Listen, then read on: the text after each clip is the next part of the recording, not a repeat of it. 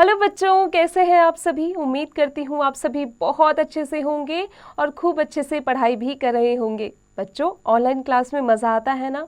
आए भी क्यों नहीं, क्योंकि ऑनलाइन क्लास में हम कई सारी चीज़ों के बारे में जानते हैं, समझते हैं और उसे अच्छे से पढ़ते भी हैं। बच्चों, क्या आप जानते हैं कि मैं कौन हूँ? बिल्कुल सही, मैं आपकी अध्यापिका हूँ। मेरा नाम है मनीषा। कक्षा की शुरुआत करते हैं। पाठ है भाषा और व्याकरण, यानी लैंग्वेज एंड ग्रामर। भाषा वह साधन है जिसके माध्यम से हम अपने मन के भावों और विचारों को बोलकर या लिखकर प्रकट करते हैं और दूसरों के विचारों को समझते हैं। संसार में अनगिनत भाषाएं बोली जाती हैं, जैसे अंग्रेजी, चीनी, रूसी, स्पेनिश, जापानी, बर्मी, फ्रेंच, अरबी, फारसी, पश्तो आदि। भारत के विभिन्न राज्यों में बोली जाने वाली प्रमुख भाषाएं नीचे दी जा रही है। राज्य जम्मू कश्मीर, भाषा है कश्मीरी और डोगरी। पंजाब गुरुमुखी भाषा, हरियाणा हिंदी और हरियाणवी भाषा। उत्तर प्रदेश हिंदी, अवधी और ब्रज भाषा। राजस्थान हिंदी, राजस्थानी, मारवाड़ी। बिहार में बोली जाने वाली भाषा है हिंदी, बिहारी और भोजपुरी। मध्य प्रदेश में बोली जाने वाली भाषा है हिंदी। पश्चिम बंगाल में बंगाली भाषा, आंध्र प्रदेश में तेलुगु भाषा, गुजरात में गुजराती भाषा, तमिलनाडु में तमिल भाषा, महाराष्ट्र में मराठी, कर्नाटक में कन्नड़, केरल में मलयालम भाषा, उड़ीसा में उड़िया, आसाम में असमी, मणिपुर में मणिपुरी, गोवा में कोंकणी, मिजोरम में मिज, हिमाचल प्रदेश में पहाड़ी और दिल्ली में हिंदी भाषा बोली जाती है। भाषा के प्रकार, सबसे पहला है मौखिक भाषा। मौखिक भाषा का वह रूप जिसके द्वारा हम अपने विचारों का आदान प्रदान करते हैं, मौखिक भाषा कहलाती है। कमल, आज तुमने व्याकरण में कौन सा अध्याय पढ़ा? अमन, भाषा और व्याकरण का। कमल, क्या तुम जानते हो व्याकरण किसे कहते हैं? अमन, हाँ, अब मैं जान गया हूँ। बच्चों, अब है लिखित भाषा। भाषा का वह रूप जिसके द्वारा हम अपने विचारों का आदान प्रदान वर्णों और अक्षरों के माध्यम से लिपि रूप में लिखकर करते हैं, लिखित भाषा कहलाती है। उदाहरण, इस चित्र में एक स्त्री अपने विचार पत्र में लिख रही है। वे वर्णों को लिपि के रूप में प्रयोग कर रहे हैं, जैसे प्रिय रोहन, बहुत दिनों से तुम्हारा कोई समाचार नहीं मिला, बड़ी चिंता हो रही है। नई जगह तुम्हारा मन लग गया होगा, घर कब आ रहे हो? दीपावली पर अवश्य आना। यह भाषा का कौन सा रूप है? लिखित रूप है। फिर आते हैं व्याकरण पर। व्याकरण हमें भाषा को शुद्ध रूप से बोलना एवं लिखना सिखाता है। व्याकरण की सहायता से हम वर्णों, शब्दों, वाक्यों को शुद्ध रूप में बोलना और लिखना सीखते हैं। पहले चित्र में चिड़िया पेड़ में बैठी है। यहाँ पेड़ में प्रयोग सही नहीं है। सही वाक्य क्या होगा? चिड़िया पेड़ पर बैठी है। दूसरे चित्र में लड़की खेल रहा है। यहाँ लड़की के लिए पुल्लिंग क्रिया रहा है, प्रयोग सही नहीं है। स्त्रीलिंग कर्ता के साथ क्रिया भी स्त्रीलिंग ही होगी। सही वाक्य होगा लड़की खेल रही है। तीसरे चित्र में लड़का पढ़ रही है। यहाँ लड़का के लिए स्त्रीलिंग क्रिया रही है, प्रयोग सही नहीं है। पुल्लिंग कर्ता के साथ क्रिया भी पुल्लिंग ही होगी। सही वाक्य होगा लड़का पढ़ रहा है। चौथे चित्र में बच्चा दौड़ रही है। यहाँ बच्चा के लिए स्त्रीलिंग क्रिया रही है, प्रयोग सही नहीं है। पुल्लिंग कर्ता के साथ भी पुल्लिंग ही होगा।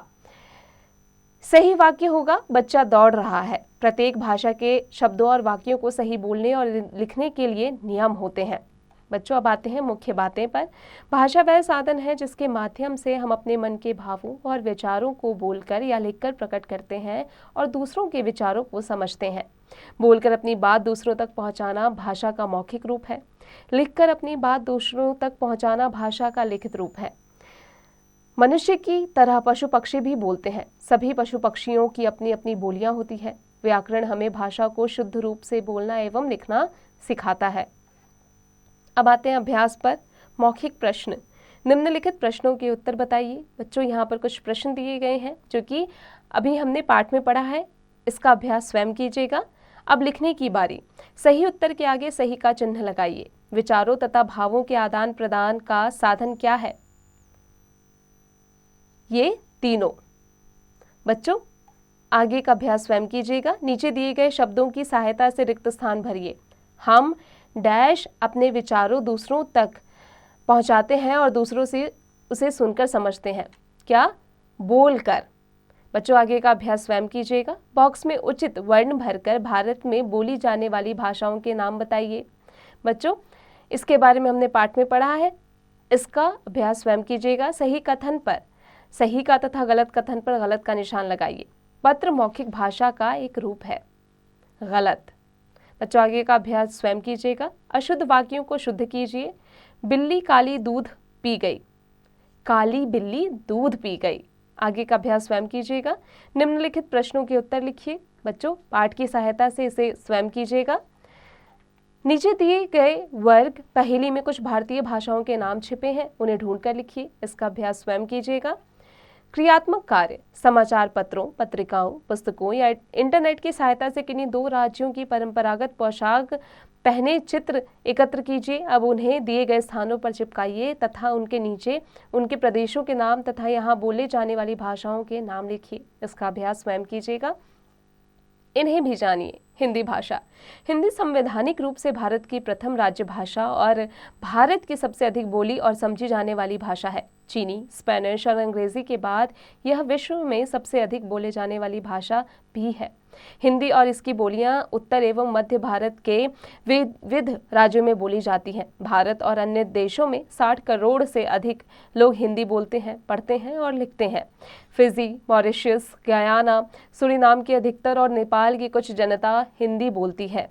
हिंदी राष्ट्रभाषा, राजभाषा, संपर्क भाषा, जनभाषा के सोपानों को पार कर विश्व भाषा बनने की ओर अग्रसर है। भाषा विकास क्षेत्र से जुड़े वैज्ञानिकों की भविष्यवाणी हिंदी प्रेमियों के लिए बड़ी संतोषजनक है कि आने वाले समय में विश्व स्तर पर अंतर्राष्ट्रीय महत्व की जो चंद भाषाएं होंगी उनमें हिंदी भी प्रमुख होगी।